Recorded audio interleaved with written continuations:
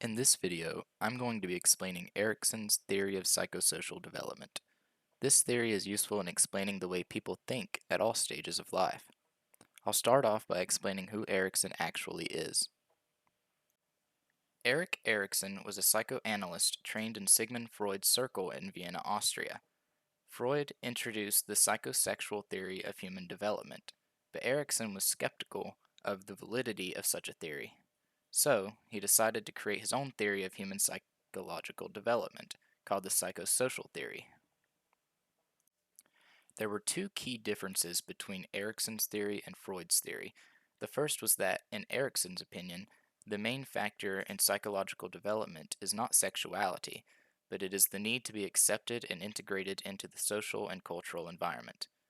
What this means is that humans are not driven by sexual desire alone, but they also have a need to be accepted as themselves into the culture they develop in.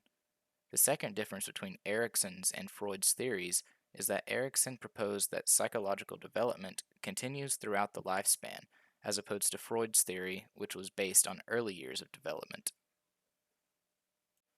Erikson's 8 stages of development each have their own personal crisis that a person must work through, for better or for worse.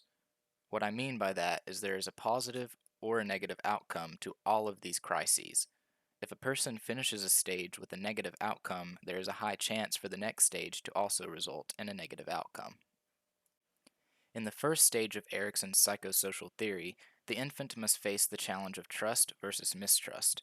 Although infants may not seem developed enough to understand the concept of trust, how adequately they are cared for determines their overall level of trust, even later in development.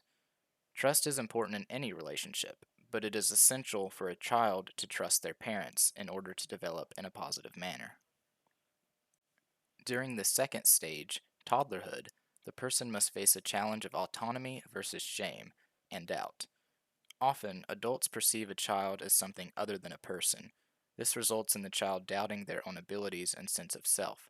If a child is treated with respect and is allowed to make reasonable choices on their own, they will develop a sense of autonomy. Moving on to the third stage, early childhood, the person has the challenge of initiative versus guilt. Since the child gained the ability to plan activities for a specific purpose, they develop the desire to do well at whatever they do. However, if the child is shamed for taking initiative, they will feel guilty and lose the motivation that they once had.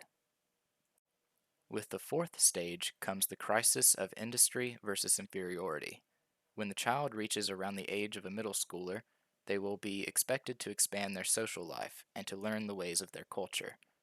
In the process, if the child is unsuccessful in learning what is expected, they will develop feelings of inferiority to their peers. Coming in with the fifth stage of development is perhaps the most important. That is, identity versus identity confusion. Usually, during adolescence, a person feels the need to figure out who they are and where they belong in society. Confusion surrounding identity occurs when they fail to do this. Failure to know oneself can cause discontentment with one's life. Most people long for the feeling of a romantic connection with someone, risking their own sense of identity to be able to love another person. This longing for connection describes the sixth stage of development, intimacy versus isolation. In this stage, a person either becomes vulnerable with others and develops strong bonds, or they hide the vulnerable part of themselves, keeping themselves from connecting with others on an emotional level. In the seventh stage of middle adulthood comes the challenge of generativity versus stagnation. This entails the choice of the person to either focus on helping the next generation better themselves or focus on themselves and remain stagnant in terms of emotional gratification. In late adulthood, a person is faced with the eighth stage, ego integrity versus despair. This is when someone is either content with how they lived and has little to no regrets, or they are regretful or resentful with how they spent the time they had. This stage is either filled with joy or it is filled with hopelessness for the world. Unfortunately, so many elderly people struggle with this stage, and I encourage anyone who witnesses this to buy them flowers or pay for their groceries to make them feel happy for the day. It could be the only happiness they feel for a while. Anyways, thank you for listening to my explanation of Erikson's theory of psychosocial development.